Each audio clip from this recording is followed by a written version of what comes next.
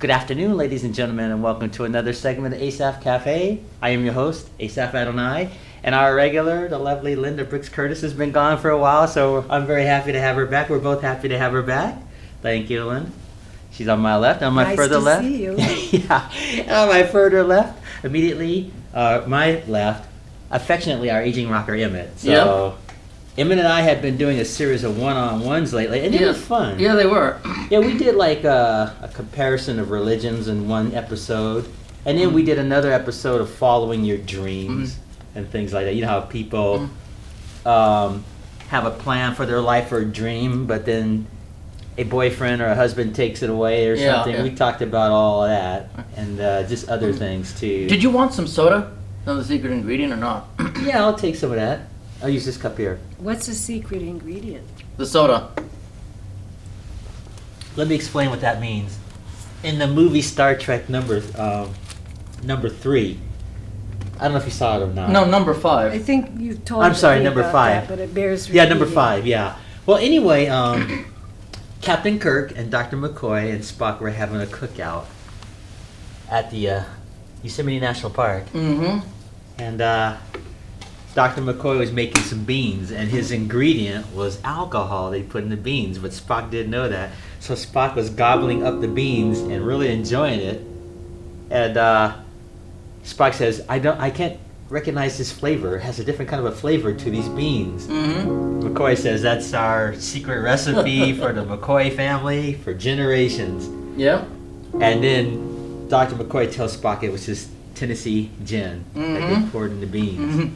Spock says, am I to assume that your secret ingredient is just beans? I mean, alcohol in the beans? And Dr. McCoy says, yeah, that's the secret ingredient. Captain Kirk says, you got any more of that secret ingredient? So I borrowed that, so whenever Emmett has his Coca-Cola, which he loves, Yep. he and I just call it the secret ingredient. Wonderful. We're not endorsing alcohol anymore. Yeah. It's just Coke. Just a joke based on Star Trek 5. Fascinating, yep. Well, Linda, it's good to see you again. It's good to have you back. Really good to have you back. Thank you. It's nice to be back. Mm-hmm. Yeah. So, I was busy with the fair and politics. Well, let's talk about that. How did you get in? First of all, you want to start us off, Emmett? Oh, yes. Heavenly Father, bless our food and our time together in Jesus' name. Okay. Now, let's talk about you since you were gone. You were doing the fair. Not the fair, what was it called? Well,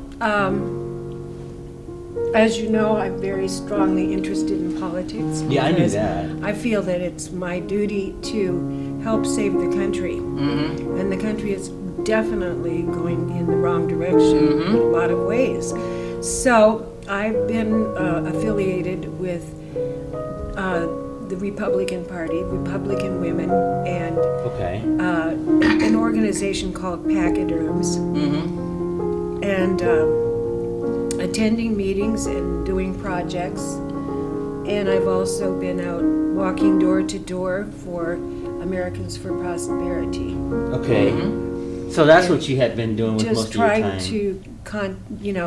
just trying to meet and greet the public and try to do what I can to influence them positively toward the ideas that I believe in. And the highlight of the week before last was serving as a volunteer for the reception for Ryan Zinke and Trey Gowdy. And I got my picture taken with Trey Gowdy and got his autograph. And I had a shirt on that just fit the occasion because in bold white letters on red it says, "This is what a Republican looks like." I see, okay. And I really think that Trey Gowdy definitely represents Republicans. And so now, did they ask you to get involved? You just volunteered for that? Well, they needed volunteers to help set up and serve, and I ended up taking tickets. Oh, wow. Yeah. Okay. Cool. And Two what was leaders the were other thing? taking tickets. Oh, sorry about And that. the other thing was serving in the fair booth at the fair. for the same organization at the fair? Yes. Okay. Cool. And So I that met would lots of explain why you were people gone for so and while. was able to have positive interaction. That's good. And it was funny, I walked around the fair grounds Uh-huh. to buy a cup of coffee, ostensibly, but people kept commenting positively when I wore that shirt. Whoa. And they Wow. wanted to buy one. Okay, that's wow. So were they selling those shirts, or that just was someone? Well, they had run out of their first order and they needed to get in another order. I see. So there probably will be some available from Republican Women or at the main office at 1330 West Broadway. Right. Right. Mm-hmm. Okay. Well, I'm Well, really I glad you're also back. So, I also was a representative at the gun show over Good. at the university. Oh, okay. That was really interesting. Mm-hmm. Wow. Positive interactions. Wonderful. Yeah, I've been to gun shows. I really like them. If I had any money, I'd probably at least for some books or something or survival stuff. It's really Uh-huh. cool. I really like gun shows. Yeah. Yeah. Well, we just sold those shirts hand over fist there. Wonderful. Boy, isn't it amazing? Like I tell Emmett, I normally don't talk about politics and religion, but isn't it amazing? The elections are almost here. Yeah. Mm-hmm. And we That's still what I'm going don't to say have, about that. It's just we no. still don't have an indictment, and all the news gets worse. and I know, worse. but we'll just. Actually, I'm just curious, and that's all I'm just curious how it's going to turn out. Mhm. What is it? November 4th is when they. I thought it was November 7th or 8th. November Okay. 7th is the Seventh. first Tuesday of Oh, November. yeah, that's right. Well, it'll be most interesting to see who's Yes. going to win or how it's going to turn out. Of all the years I've known about elections, this is probably the wackiest. Would It you is. say? It is. The most unusual, Yes. and I don't mean necessarily in a bad way. Just different. When I say unusual, Yeah. it's just very different. So I'll just leave it at that. I am curious, though. I'm going to be watching the news with interest and see. Yeah. Well, as far as I'm concerned, the 2012 election was worse than disappointing. Worse than disappointing. And I was so glad to see things improve in the 2014 Mm-hmm. midterm elections. Right. Well, we'll find out pretty soon. Changing the subject, did you get to see the Olympics at all? A little bit. How about Michael Phelps? Isn't that something what that young man has accomplished? Very, very impressive. Very Now he's the impressive. most decorated athlete in history now. And he is so accomplished. He has 28 medals. 23 of them are gold. Mhm. That is mind-boggling. Yes. And he's been doing it for some 15 something years or something like that, as far as because they have the Olympics every 4 years or something like Mhm. that. And he said that he's going to stop now. He's on top. He's already set the records and medals. And I think that's a good way to go out. And his team did a wonderful thing for him too. They made sure they won that last swimming relay, for him to get that gold medal. Yeah. I thought that was very impressive. Yeah. Yeah, I was never into the Olympics because I'm not a sports fan. So I've never really been into the Olympics, And plus, all it did was they even had it on Channel 176, BBC America, when my Star Trek The Next Generation marathons were supposed to go on. They'd have the Olympics. Like, I want to watch my Star Trek. Yeah, well, I guess maybe not everybody's into the Olympics, but what's good about that is how it brings nations together. Well, that's true. I mean, That- even if it's not real necessarily, or Yeah. just for a fleeting moment, yeah, it brings yeah. nations together. That And is it's true. kind of cool to watch people from other nations accomplish things. Yeah, that is good. Like that guy, they call him Bolt. He kept doing this with like the lightning bolt, like Zeus. He was like setting these world records in track. So everybody started making that Zeus sign or whatever, like the lightning Yeah. bolt sign. Well, I think it's a common effort, and I think it's a good way for people to show patriotism Mm-hmm. as well as relating to other citizens of the world. Mm-hmm. Yeah. And when I was younger, I just couldn't take my eyes off the Olympics. But and I especially liked both women's and men's gymnastics. And I like the gymnastics too. I used to do that when I was in high school. diving. And then sometimes like the decathlons and the sprinting. So. Yeah, I did gymnastics when I was in high school. That's be unheard of for me to do it now. Years ago, at a Thanksgiving dinner that a friend of mine had, I invented a new sport instead of football or something. How about washing machine ball? Here's how you play it. You take a football and you roll it to the washing machine, and then you pick it up and everyone claps, yay! And you tuck the football in your arm and and you talk to the washing machine. Hi, washing machine, how are you? What's that? Oh, I know. And it's kind of like in several players. Whoever talks to the washing machine the longest, with the longest running conversation without getting bored, wins. You remember that joke that Cheryl said about you when you brought that up? Yeah. She said, did they ever stick you in the dryer and have your hair stick up? Oh, yeah. You know, that show is not even 2 months old. I've gotten about some 320 views. That's the most watched Asaph Cafe I've ever done. When was that? Or maybe about a month and a half ago by now.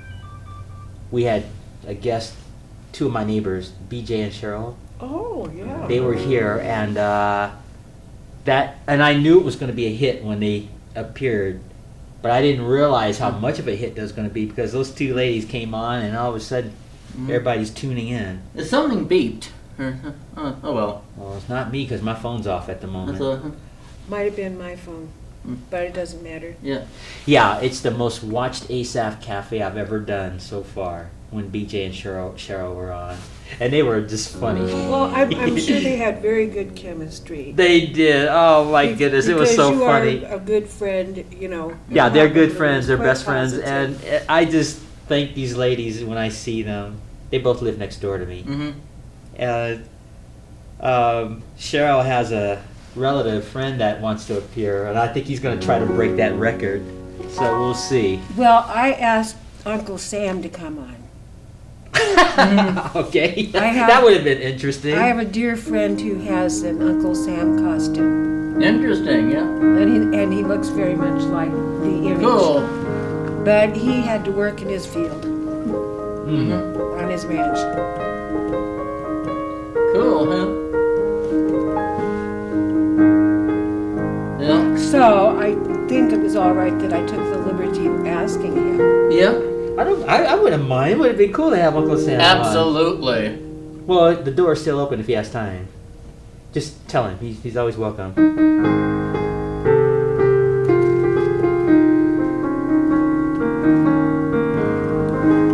I missed a note in there somewhere, but anyway, yeah. If Uncle Sam wants to appear, and it'd just be perfect timing between now and the elections coming up.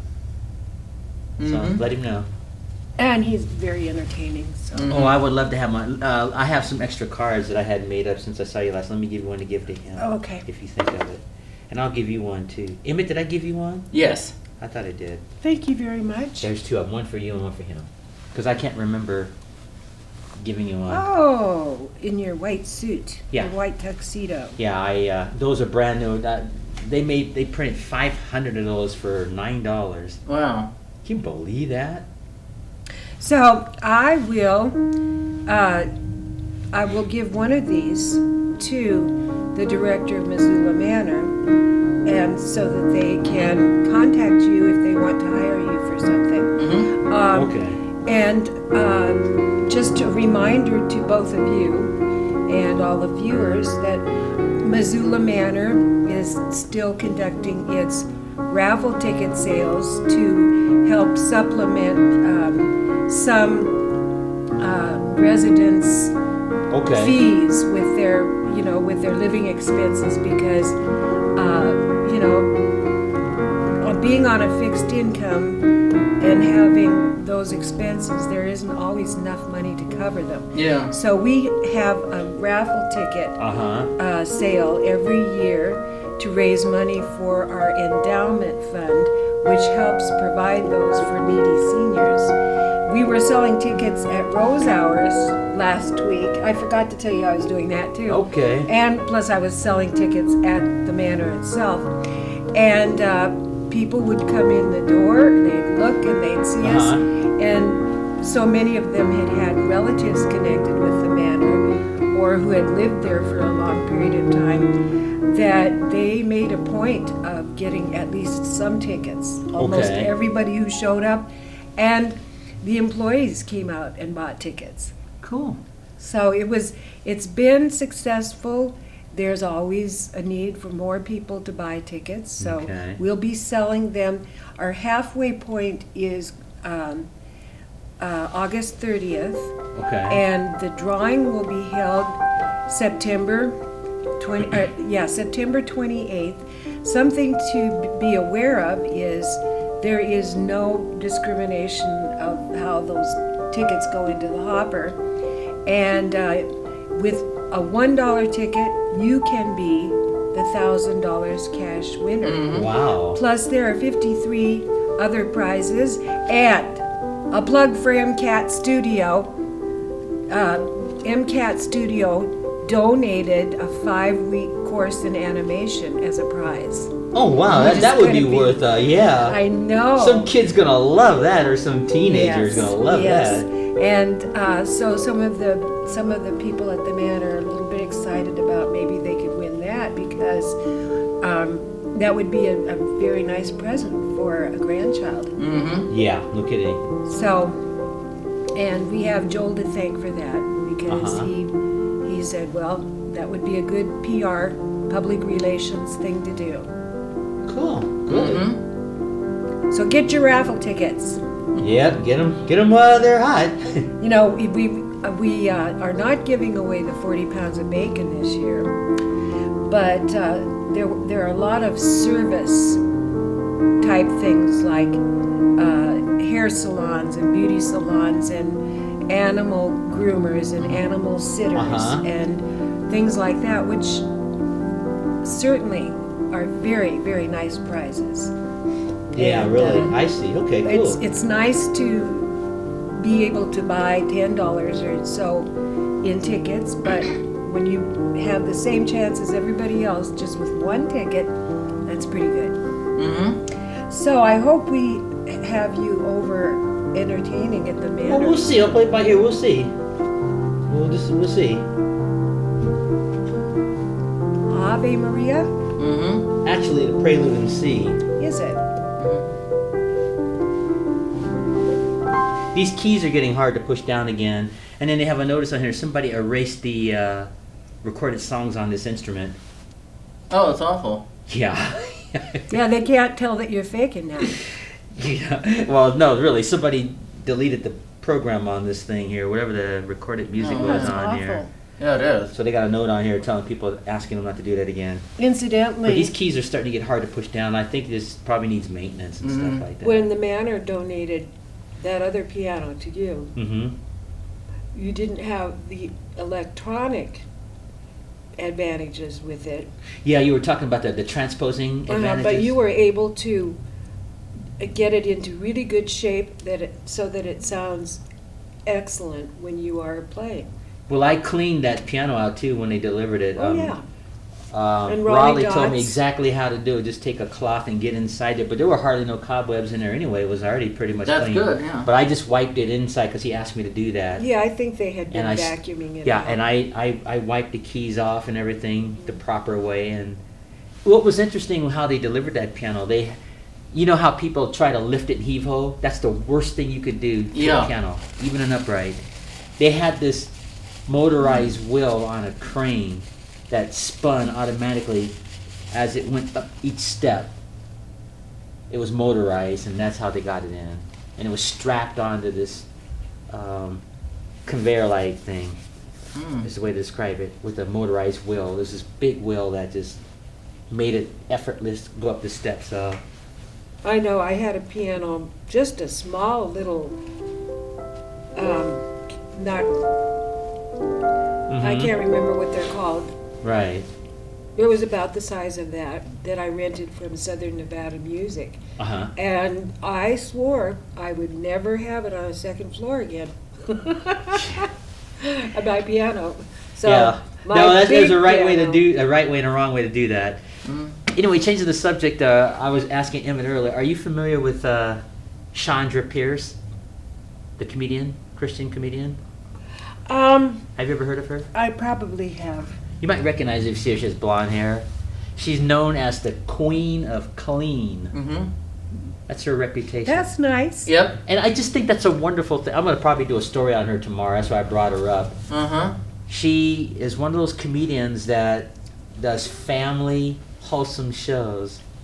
And Fun it's shows that- funny, too. Yeah, that you can see children, because they'll show children in the audience, like 10-year-olds, Oh, wonderful. 12-year-olds and stuff like that, teenagers.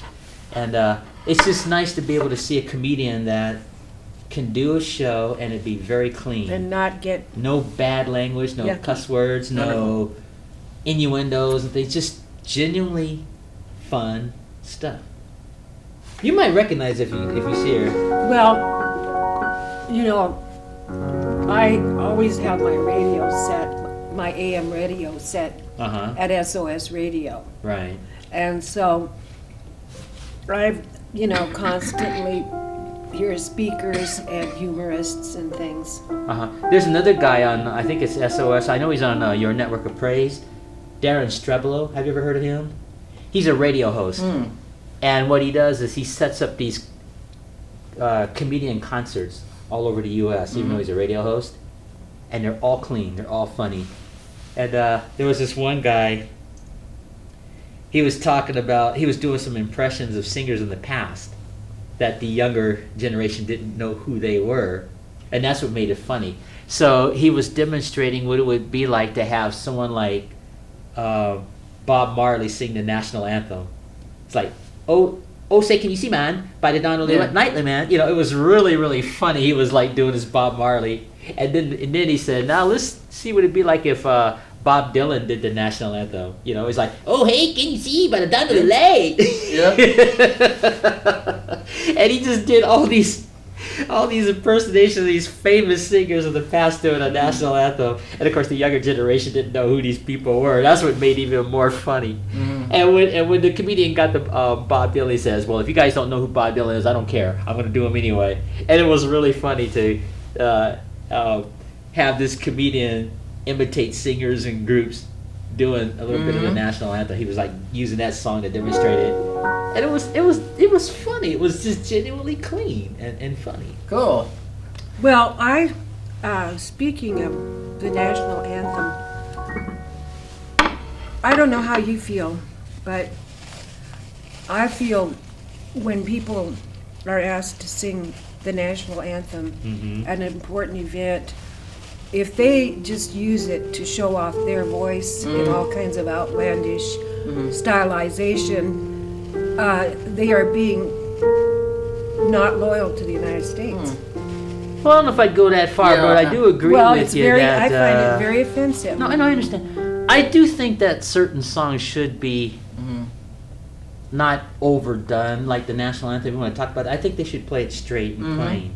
Because I remember one year I got an invitation to do the national anthem. I didn't do any tricks or anything. I just did it very On your plain. trumpet? Yeah, and ordinary at the time. And this middle-aged guy, he must have been a serviceman, retired serviceman. He walked up to me and said, young man, it's really nice to hear somebody play the national anthem without a bunch of notes and tricks. I said, thank you, sir. He must have been like in the 70s at that time. And people are... It's they're not watching. respectful to They're just watching, use it as and a- I've seen singers add a bunch of notes or tricks and all these little tricks. Yeah. And I'm not going to say it's wrong, but I think in a case like the national anthem, I think it should be more respectful. Right. or just done plain, I would say. Exactly, yeah. But speaking of the national anthem, I always felt America the Beautiful should be our national anthem, but that's just my opinion. Well, That's just my opinion. I mean, and the I'm, thing you know, is, the Star Spangled Banner was older, and it was I know. it was composed at the origin of the country, Yeah, and I realized that too. So, but it was just which is thought. kind of interesting. Did you know that F. Scott Fitzgerald was a descendant of Francis Scott Key? I didn't know that. Yes, and that's why he had those first two initials. I'll play that while you're talking. Okay, I didn't know that. I'm gonna play it plain. See.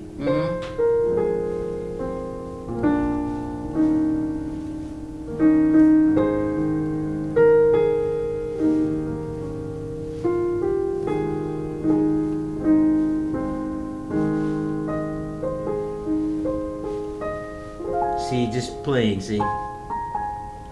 But it is an interesting thought because America the Beautiful is so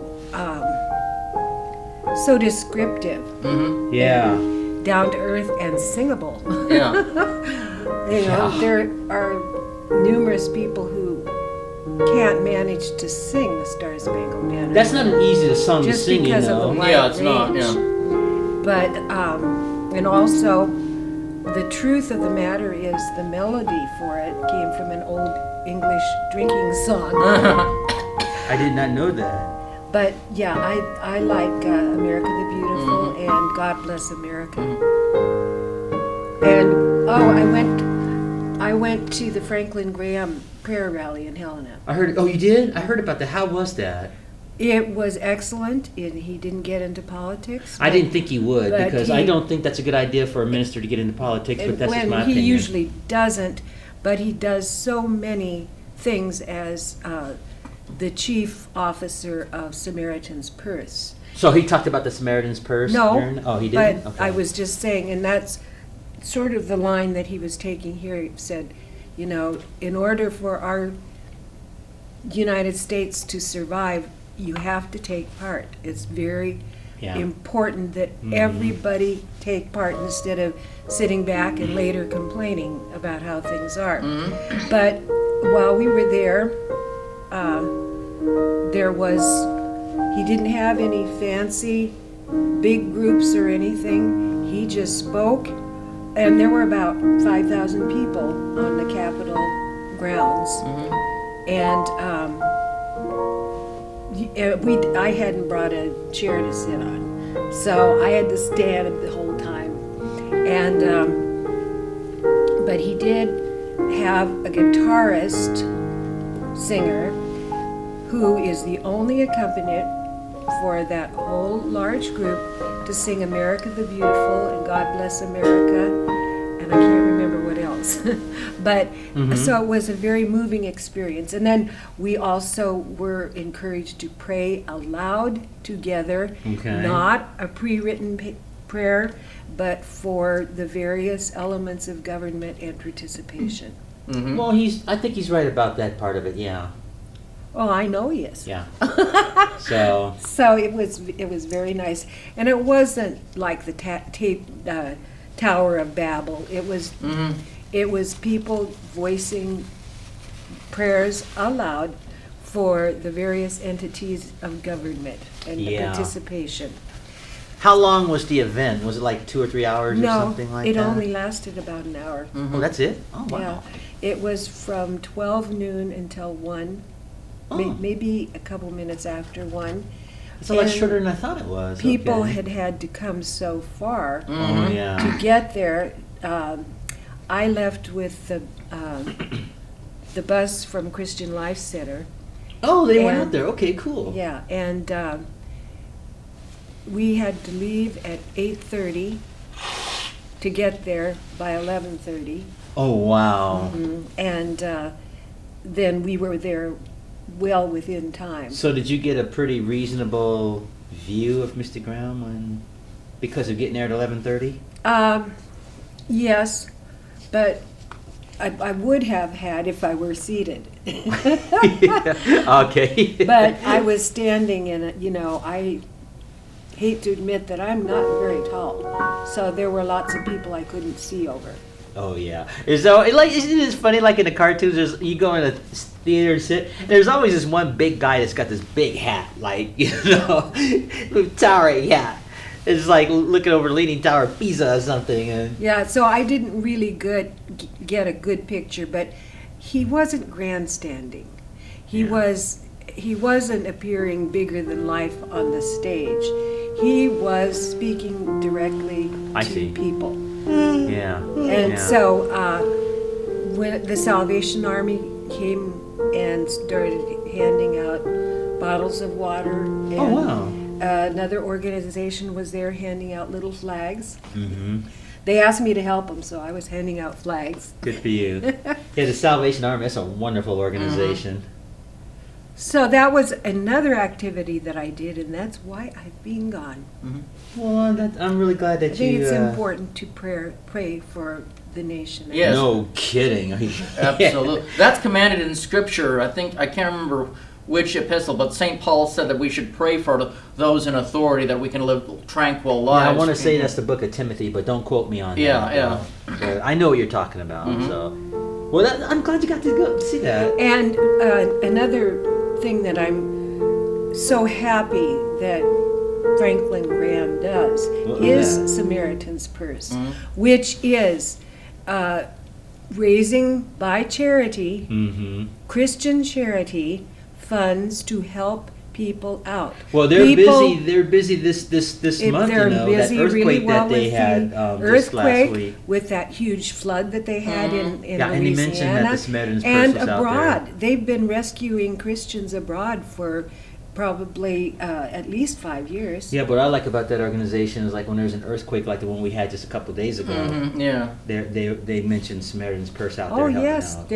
that's what they do. They raise money for charity and then they spend it on the activities they say they're going to spend it on instead of only 10%. Okay. I know, yeah.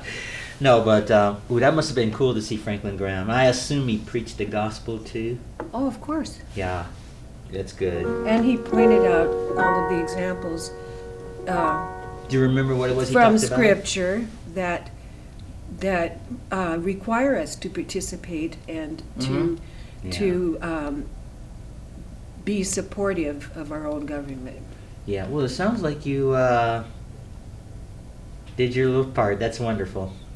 Well, I'm glad you're back too. So, right, Emmett? I know. Oh, yeah. Tonight. Yeah. Yeah. Thank you.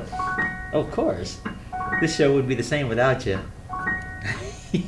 Well, if you could get BJ and Cheryl. Yeah, but they couldn't do it all the time like you do, and there wouldn't be regulars either.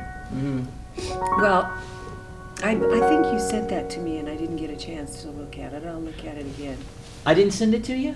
Yeah, I think you did. Well, But if I didn't, I can send it to you. Okay. Yeah, I think if I remember, it's season 8, episode 12, because we're in season 9 now. Uh-huh. Yeah, this is episode 8, in fact. I'm sorry, episode 9. This is season 9, episode 9. 2 9s. 9-9. You know, 9-9 backwards is still 9-9. Yeah. Just like none. Spell Yeah. none backwards, N-U-N. Yes. Still none. Never mind, it's a corny joke. Anyway. Yeah, I do thank BJ and Cheryl for doing me a favor when they appeared on this show. You've got to see it. I thought I sent it to you. Maybe I didn't, but it was very funny when they were on. And Emmett was standing behind I remember that, yeah. the chair. We had moved the chair forward Yeah. when they were He here. wasn't holding up V's over him, was he? What? No V's. No No. rabbit ears. No V's. Nope. Did I tell you about that? No. When I was a camera girl in Las Vegas in 1976, in the showroom, the MGM Showroom, the old MGM Showroom, a whole table full of television executives had bought that table out, and they wanted a picture together with a vignette of each one of them. And so in order to get everybody in the picture, I went up to the landing above to shoot the picture and had them sit in a V shape. Well, I thought I had a perfect picture, and I went, as I was getting down from the landing, a person said, do you know there were people holding up their hands, you know, like this? Oh, I see. Trying to ruin the picture. And So I went down to the table and I said, I'm really sorry, but I'm going to have to ask you to pose for this picture again because some people who couldn't afford a picture wanted to be in yours. Well, that's human nature, And when I came back with the finished pictures, it takes an hour for them to be done in the lab. The leader of the group said how much, because I told him I would just give them the vignette of each of them and a group picture for each of them, and I told him it was like $96 or something like that, and he held out $100 bill, and then he pulled it back, slid it back to show that there was a $100 tip for me. Wow. They really appreciated my spirit in doing it that way. Okay. And they liked the picture. So that was neat. Because that job was just commission. I didn't have hourly pay. Oh, okay. I only made money on what I was able to sell. Tequila. I didn't sell tequila. No, it's the name of the song I was attempting to play.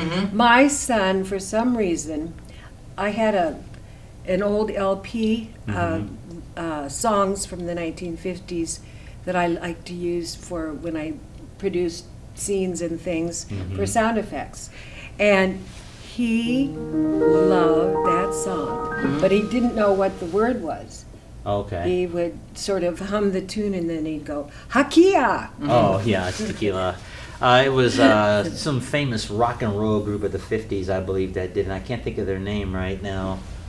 I know. It was a professional sax player. I want to say Yes, and it had a Boots lot. Randolph, I think was his A name. lot of rhythm and And a very catchy Yeah, it did. melody. Yes. And it wasn't you didn't have to be no virtuoso to play it, but they looked like they were having fun. That sax player was just rocking back and forth doing that lead on that song. And they all screamed out tequila, da da da da da da.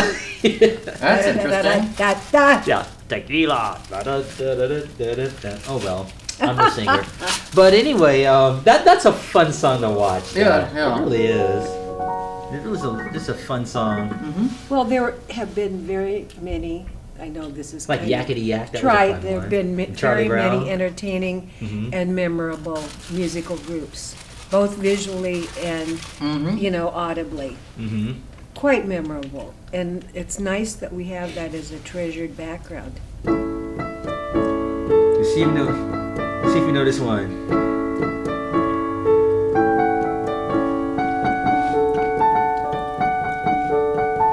Oh, I should have it. I should know it. I don't, yeah. Well, I'm an oldie. Yeah. Why is everybody Wait a minute. always picking on Oh, me? yeah. That's the hint. You don't know that one? No. Charlie Brown. Yeah, Charlie Brown. That's Charlie Brown. Yeah, they pick on old Charlie Brown in the cartoon anyway. You blockhead! Yeah. What a name. What a name to call somebody, a Yeah. blockhead. Charles Schultz must have had quite an imagination when he created those characters. Yeah, yeah. You remember the scene when the teacher would go, wah, wah, wah? Oh, wah, yeah. Wah, wah? Well, that came from a kind of a real-life experience in his mind, he said, as a child.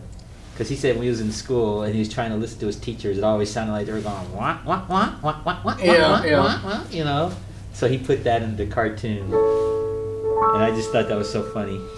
Well, I wonder where the little redheaded girl came from. Oh, speaking of the little redhead girl, Charlie Brown finally got to go out with the little redhead girl. Did you see the new Peanuts film? No, I didn't. Everybody's probably seen it by now. It's the three-dimensional Charlie Brown 3D. You haven't seen it? I haven't seen it.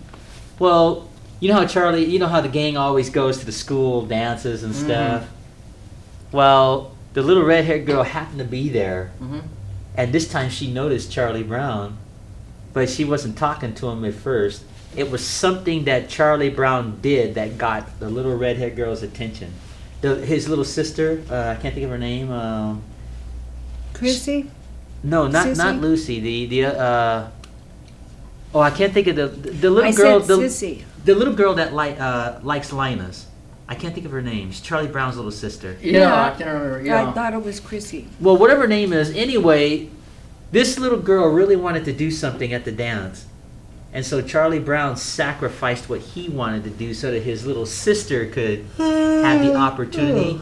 And the little red-haired girl noticed it. So they finally met in this 3D movie and got to talk to each other. And I just thought that was a wonderful thing. She said, "You're such a nice guy for doing that for your sister." But it showed good judgment in her. Yeah. That, because for years Charlie Brown had been trying to win the little red-haired girl's heart, and he finally won her heart. And And it thought that wasn't was so Peppermint sweet. Patty. No, not Peppermint Patty. She was impulsive and pushed her way into things, invited herself into stuff. "Hey, it's me, Chuck. What are you doing, Chuck?" Yep. So, if I were a cartoon, who would want to go out with Peppermint Patty? Yikes. Okay, let me leave her alone. I'm not gonna go there. But no, that if everybody has seen that new 3D Charlie Brown movie by now. It's been out for a number of years now. Oh, I didn't know that, huh? Yeah, but he finally got to talk to the little red-haired girl and win her heart. And it was just such a sweet conclusion for a whole years of him trying to win her heart. Because one time he was trying to win her heart, he had to study for War and Peace. I remember that. You remember that episode? Yeah, that was the New Year's Yeah. special.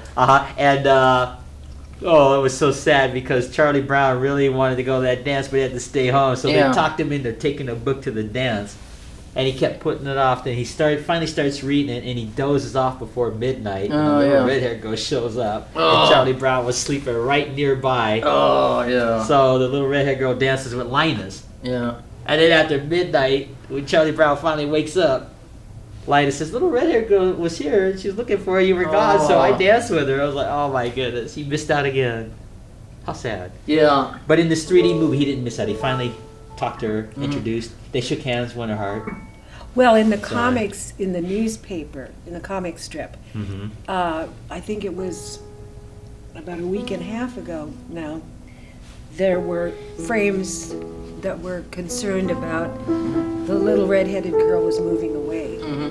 And, they're packing up and the moving van is getting packed, and Linus is relating all of this to Charlie Brown because Charlie Brown is too shy to go over and say anything. Uh-huh. You know who else was shy? Made me think of. Do you remember Mr. Morton?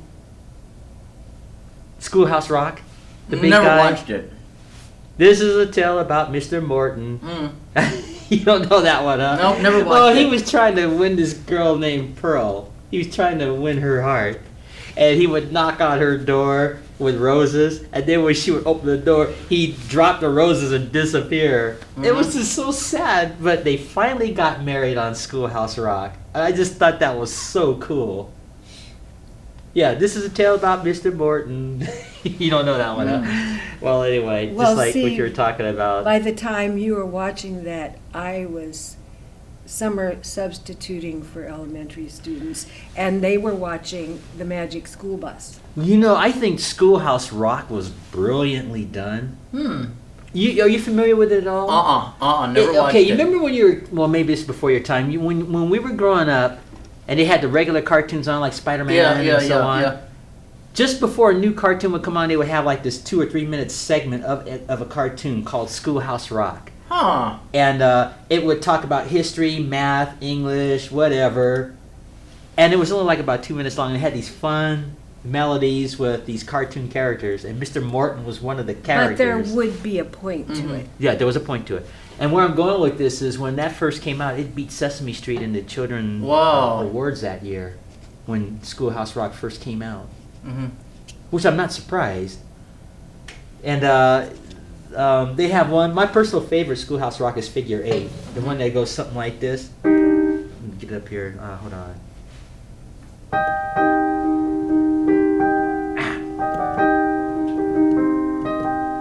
I see if I can remember it.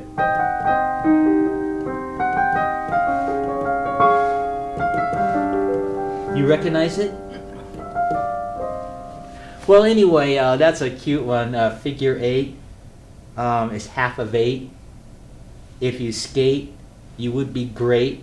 Mhm. It just had these cute little rhyming words to get the point Mhm. about the 8 times table. 1 times 8 is 8, 2 times 8 is 16, 3 times 8 is 24, 4 times 8 is Yeah. 32. And it had this cute little melody. 1 times 8 is 8, 2 times 8 is 16, 3 times 8 is 24. Interesting, yeah. Well, anyway. And I think But no, they Times covered table all is those subjects. still very the Schoolhouse valuable. Rock. And it was way cool, educational. Yeah. And it's something like 30 years old or more now, and Huh. still just as relevant today. I just don't remember it, yeah. Well, I'll have to show it to you when the show ends and show it to you on the computer. We're going to be running out of time here in a little bit. Yeah. But, yeah, it was called Schoolhouse Rock. It defeated Sesame Street in the awards. Because usually Sesame Street was always winning, Big Bird and all the rest of those characters. You know, I didn't even... Schoolhouse Rock came out and smoked those guys that year. I didn't even watch The Electric Company. I just didn't care for the concept or even American Bandstand. But that was totally different than Schoolhouse Rock. Because there was, like Linda said, there was a point. Whether it was math, English, history, science, and so on. And the number one... it had redeeming social value. Yeah. The number one Schoolhouse Rock to this day is Conjunction Junction. Conjunction, Yeah, that's the only one I ever What's saw. your function?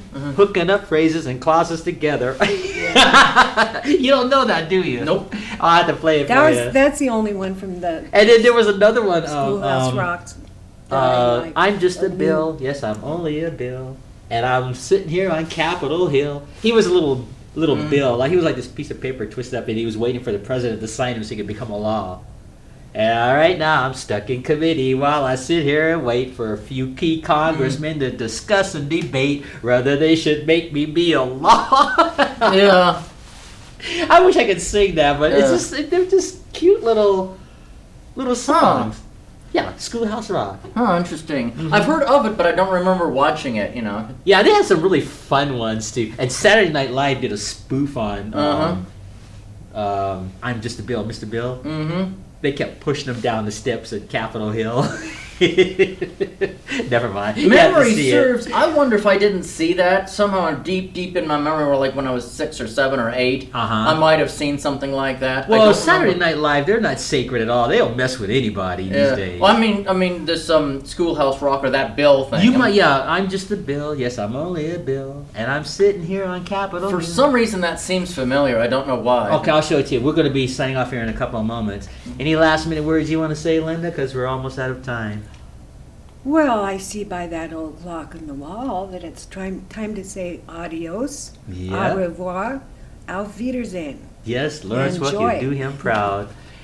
Anyway, I'm Asaph Cafe. We're running out of time. We're on our Chicago City set, and it's good to share this set with you because we haven't had a chance to share this. You've been in your little hiatus, gone for a while. And affectionately, we have our aging rocker Emmett, and it's always a delight to have you on. And we'll have to show you that video of the Schoolhouse Rock. You might recognize it. Yeah, I might. You never know. Yeah.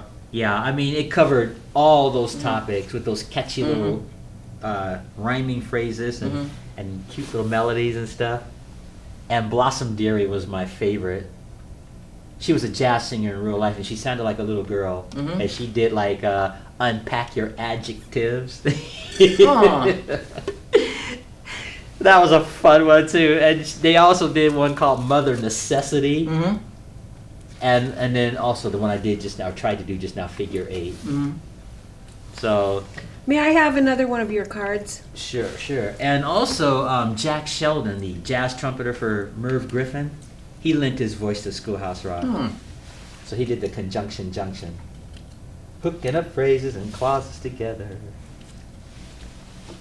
That's a fun one. You know, since I was an English teacher, I wish it had been usable when I was teaching at that level. Well, they probably hadn't created those cartoons at that time because they didn't come out till like the early 70s, I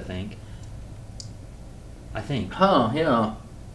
And then it was a matter of whether you could use those in your classrooms, whether the administration of that school would allow you to do that. Yeah. I don't know. Well. But anyway, it's a good thing that they were there and that they were enjoyed. Yeah. Well, I'm going to sign off right now, and Emmett, I'll show you a clip of Interesting. Schoolhouse Rock. And I know you would know. I have the whole collection at home, by the way. Wow. On Fascinating. On Are VHS you tape. interested in selling it? Probably not, but I can Yeah. make you a copy of it. Because I have one of those dual recorders. Uh-huh. I'd like to. I'd like to give it No, to I have my the entire. grandchildren. Yeah, I have the entire Schoolhouse Rock collection. It's like Interesting. all 5 or 6 VHS tapes. Wow. And it was a godsend when I stumbled across it.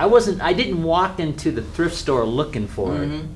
They used to have a store nearby before they closed down, and they were just getting rid of VHS movies because, nobody uses them anymore. And I went in there one afternoon, and they had the entire Schoolhouse collection. I think I bought it for like $4. Whoa! I mean, the whole collection with all the subjects and so on.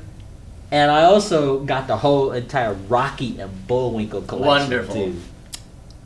It's like all 8 volumes of that. I think I got that for like $3. Oh, I used to love that.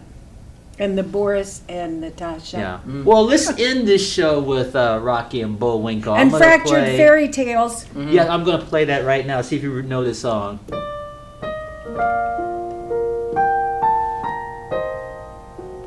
Yep.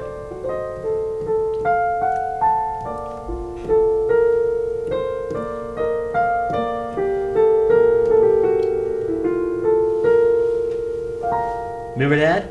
Yep, I do. Ciao. All right, until our next show, Maranatha. That's how I'm going to end that God be with with Fractured Fairy Tales. Yep.